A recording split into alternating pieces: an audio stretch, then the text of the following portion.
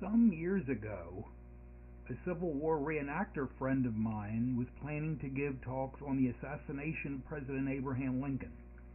He asked me to construct a scale model of the stage area of Ford Theater and the theater box area where Abraham Lincoln was shot. I did both sides, and of course I agreed to do that. I needed to acquire a photograph from Pinterest for the interior of the theater. The model that I built is a 2-foot high constructed model from foam core and a mat board on a foam core base. The curtains are made from folded grocery bags, brown grocery bags. And a photo of George Washington I added later, as well as some flag photos and stuff. But they probably weren't there when Abraham Lincoln was in the box on that fateful April 1865 evening when he was assassinated.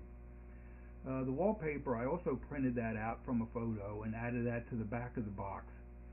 But I made the box so that he could carry it.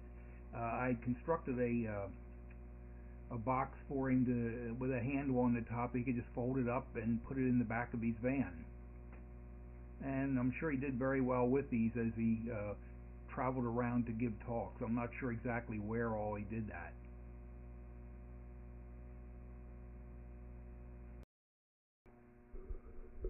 Later, he asked me to build a diorama of the covered bridge across the Susquehanna River between Columbia and Wrightsville. The bridge served as a transfer point between the Pennsylvania Canal and the Tidewaters Canal over on the Wrightsville side. 2 levels of the tow path were built to allow mule teams at the time to pull goods from one side of the river to the other at the same time in both directions. Okay, there is no railroad on that bridge because the steam trains didn't use wooden bridges. On June 28th, the bridge was set on fire to prevent the Confederate Army at Wrightsville from crossing over into Columbia in Lancaster County and perhaps taking Philadelphia. The model was built from cardboard and mat board. The photo shows the interior and the 2-level tow paths. Okay. The piers were made of plaster poured into a stone RTV mold and allowed to dry for about 3 days. This photo also shows the removable cardstock roof. The water was poured using Envirotex, which is a 2-part resin mix. This photo shows the finished diorama. While the actual bridge was 1.25 miles long, only 2 of the sections are modeled here for obvious reasons.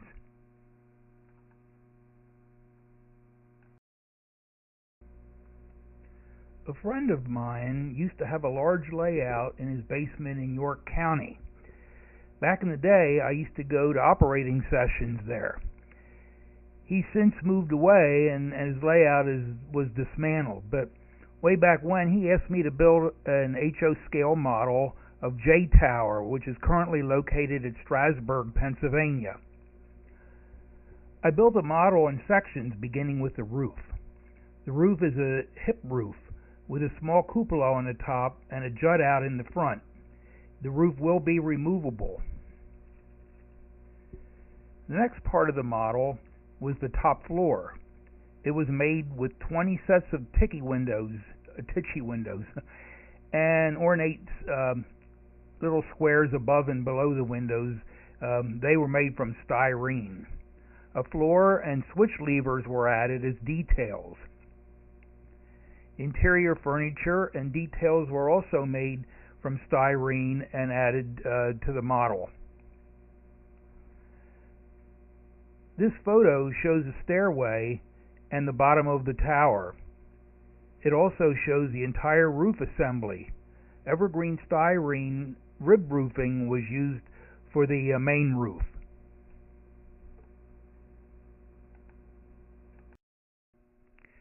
He also asked me to build an 8-sided octagonal tower for his layout. It was made from styrene also. However, the roof was not removable and the interior was not detailed. The windows are Grant Line and the stairs were scratch built.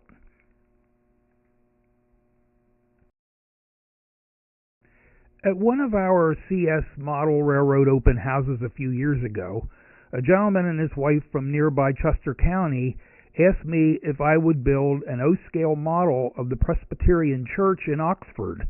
It's down where they live.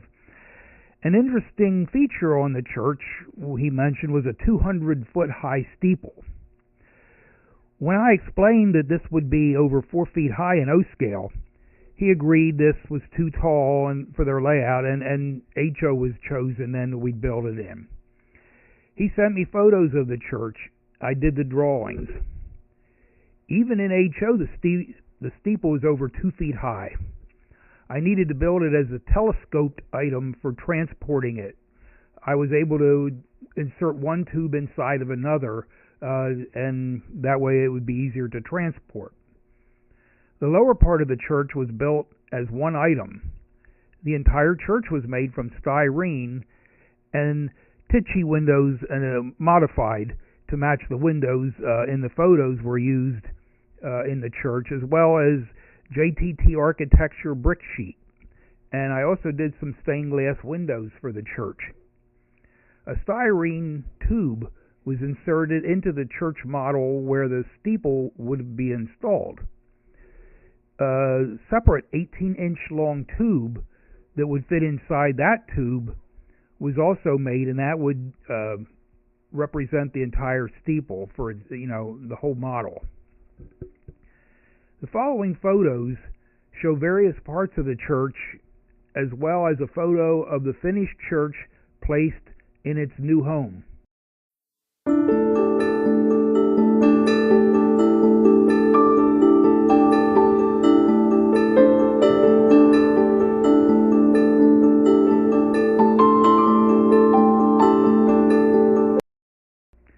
Shortly after completing the Oxford Presbyterian Church model, I was asked by the same gentleman if I would build an HO scale model of the Walmart Holstein Dairy Barn in Cochranville, Pennsylvania.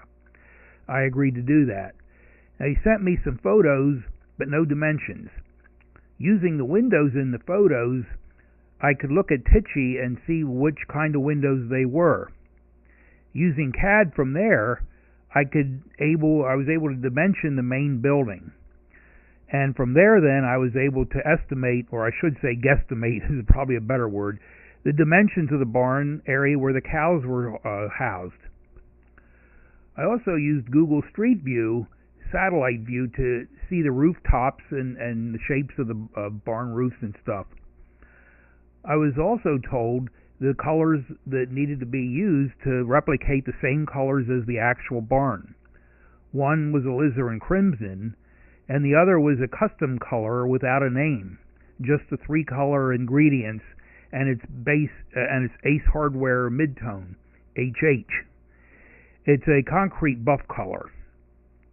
The barn was constructed from styrene sheets and strips. The following 3 photos will show the finished Walmart Holstein Dairy.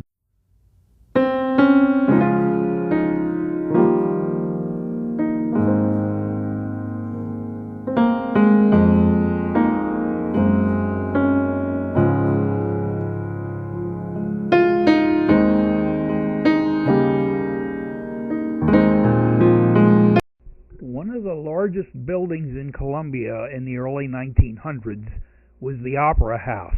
It was located at 3rd and Locust Streets in downtown Columbia. The building was large enough to have 6 storefronts on the main floor and a large auditorium on the floors above. The main feature was a tall clock tower on the corner. On a fateful night in February of 1947, the Opera House caught fire. The upper floors and tower were destroyed. Their first floor suffered heavy damage.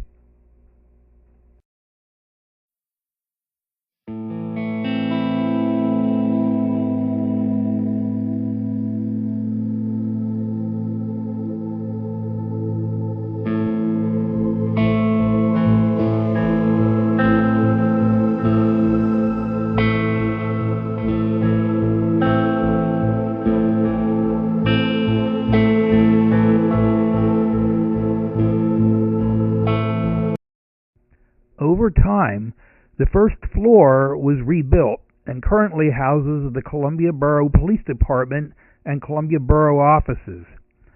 A smaller clock tower was rebuilt on the single-story building. In 2010, I decided to build an HO model of the Opera House using photos in the Historical Society's photo archives as a guide. I made CAD drawings and built the building from styrene. I used various laminated sheets of styrene, one on top of the other, to represent the depths and stuff and the architecture design. Each of the blocks on the columns were built one at a time. 2022 would be the 75th anniversary of the fire, so I decided to include the model in a 4-foot by 30-inch diorama of the downtown area. Two of the buildings near the Opera House were the Columbia Market with its unique roof, and Eagle Hall with its curved wall in the front. Eagle Hall would become the A&P service during the time of the fire, and then later on a shoe store and a restaurant in its future years. It would also be a paranormal museum for a time. Both the Market and Eagle Hall are still there. I'd build an HO scale model of each of these buildings, and I would include them in the diorama as well. I decided to add buildings on both sides of Locust Street and one side of 3rd Street that would fit onto the table. Rick, one of the guys working on the CS model railroad at the time, built a storefront on 3rd Street next to the Market House. I built the remainder of the buildings. These included houses on both sides of Cherry Street, 1 block from Locust Street, and also 3rd Street over toward Walnut. The diorama was located in a corner of the CNS Model Railroad. When it was decided by the group to update parts of the layout, the Opera House diorama wouldn't be a part of that, and it was moved to the front window of the Columbia Borough offices at 308 Locust Street, the site of the Columbia Opera House. It can be seen there today in 2025 at the time of this video, donated to the Borough of Columbia. The only difference was the houses on the 300 block of Cherry Street are not included. They may be featured in a future video, though. The following photos show various buildings on the diorama and its present location at the Municipal Building.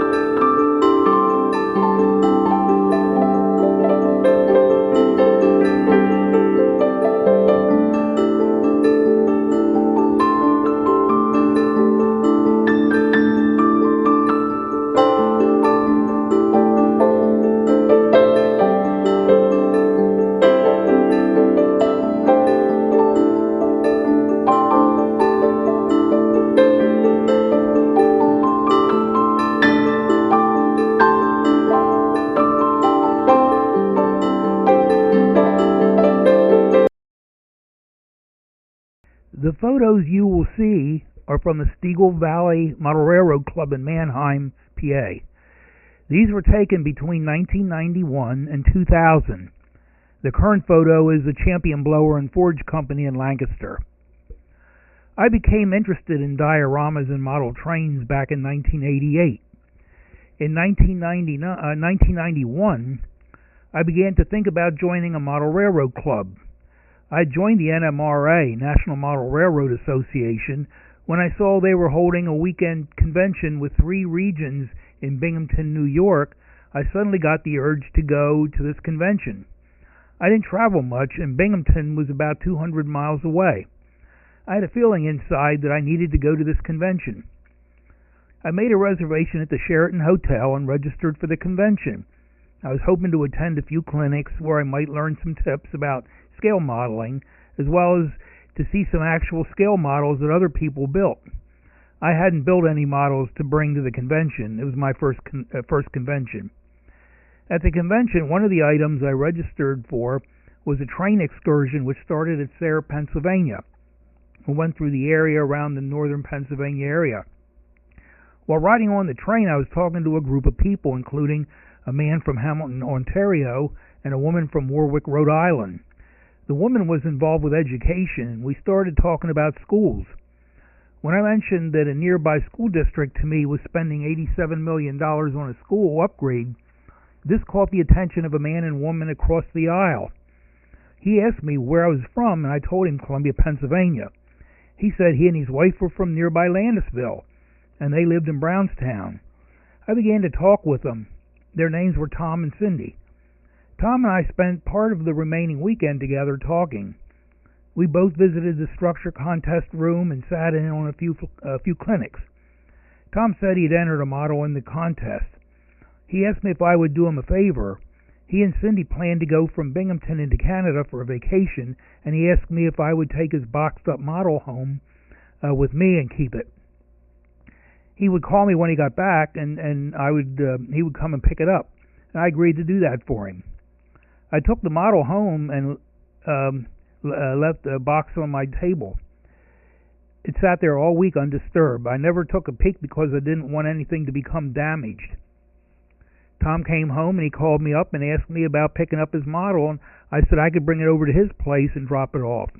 So I drove over to Brownstown. When he took me upstairs to his model workshop, my mouth must have dropped open. There were several shelves of beautiful HO scale scratch-built buildings and small dioramas. He asked me if I looked at his model at all, and I said no, as I didn't want to damage anything. I kept it in the box. He opened the box, and it was a stone styrene model of Whitmer Mill in Lancaster with a Best of Show ribbon on it. This was the best of the several categories. I was amazed at the attention to detail that he had in everything from the buildings to the telephone wiring on the poles, and he modeled cars and people, even modeled newspapers laying on the cracked sidewalks. When I told him that I would love to be able to model like that, he sat down with me and we talked for a good while, and he gave me some tips on modeling, paints to use, techniques he used. He showed me some of his RTV rubber molds, and he even gave me a mold of the one he used for making brick arches on some of the buildings. He told me that each window in the stone mill that I was looking at was made from 27 individual pieces of styrene. I mentioned to him that I was looking for a model railroad club to join, and I'd never been in a model railroad club. Right away, he invited me to come over to the club that he was a member of, the Stiegel Valley Model Railroad Club in Mannheim. I took him up on the offer and joined the club. The club was building a prototype layout of parts of the Columbia and Reading Railroad around Lancaster Junction, Mannheim, and also a branch line to the Cornwall, including a narrow gauge line in Quarry area.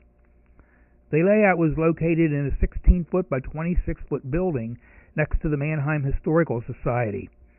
I met all the men in the club, and I worked mostly around Tom. The Champion Blower and Forge Company in the Lancaster area was the first model I would build. I'd follow that up with some background buildings along the Harrisburg Pike, also in Lancaster. Tom and I worked together to model the Federal Mogul building in Lancaster. This was partly made from City Classics models, along with two scratch-built building sections. Currently, the building is owned by Franklin and Marshall College and is by the college student in the real building. Other buildings I've modeled were in an area called Lancaster Junction. This was where the railroad split. I modeled all the buildings in this area, including the passenger station, a small hotel, a brick home, and a few wooden homes along the auction road. In real life, this is located near the present-day Mannheim Auto Auction. All the buildings were made from styrene. I built various buildings in the Mannheim area of the layout. These included some flats along the Stiegel Street, a large feed mill, and a company called the Hershey Machine Foundry. The Hershey complex was large, consisting of 15 sub-assembly structures. The roof was detailed with skylights. Another member named Tom also wanted to learn how to scratch-build buildings, and both Tom and I showed him some techniques and tips, and he built an excellent model of the American house, currently called the Cat's Meow, along Charlotte Street. I also built the Raybestos Company, which were a series of flats along the back wall of the layout. The only other buildings that I made were a wooden engine house to store a narrow-gauge Shay locomotive, a nearby blacksmith shop, and another carpenter shack in an area we called Strauss Lumber. The engine house was the most detailed of these buildings, as the doors were actually installed with real hinges. They would open. I also built a small plaster and wood coal dock at White Oak. The last model I worked on was the Mannheim passenger station. Another member worked on completing the roof for that. Over the years, some of the members, including Tom, left the club to pursue other interests. A few more members retired and moved away. The layout still had a few areas to finish, but most was finished. When the interest in working on the layout began to wane, I decided also to leave. That was around 2008, and I was already involved with the layout in Columbia at the Historical Society, which I started there in 2000, and decided to focus my time in there instead.